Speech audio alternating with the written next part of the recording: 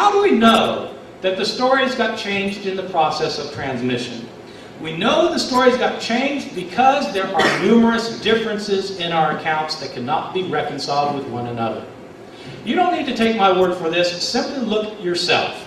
I tell my students that, that the reason we don't notice there's so many differences in the Gospels is because we read the Gospels horizontally. We read them vertically, from top to bottom. You start at the top of Mark, you read through to the bottom. You start at the top of Matthew, read it to the bottom, sounds a lot like Mark. Then you read Luke, top to bottom, sounds a lot like Matthew and Mark. Read John, a little bit different, sounds about the same. The reason is because we're reading them vertically. The way to see differences in the Gospels is to read them horizontally.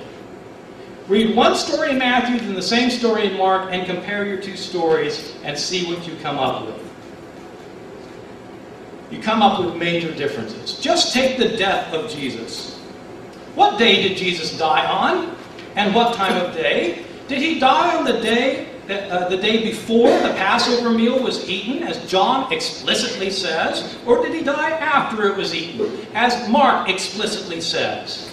Did he die at noon, as in John, or at 9 a.m., as in Mark?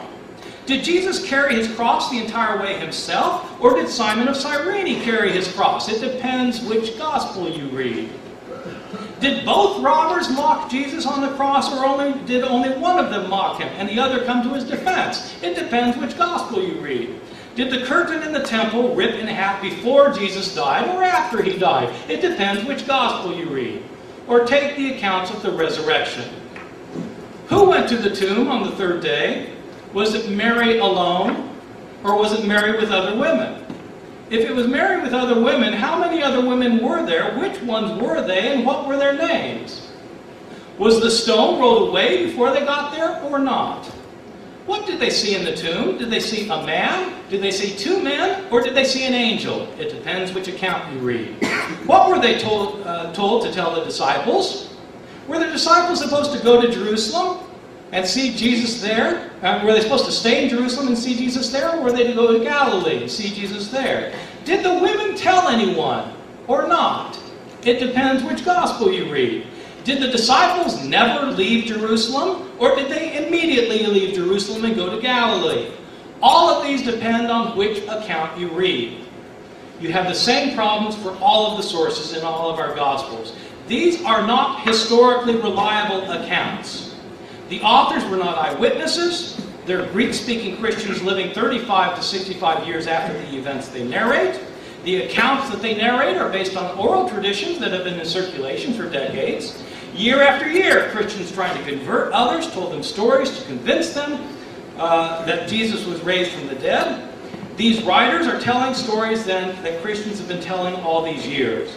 Many stories were invented and most of the stories were changed. For that reason, these accounts are not as useful as we would like them to be for historical purposes. They're not contemporary, they're not disinterested, and they're not consistent. But even if these stories were the best sources in the world, there would still be a major obstacle that we simply cannot overcome if we want to approach the question of the resurrection historically rather than theologically.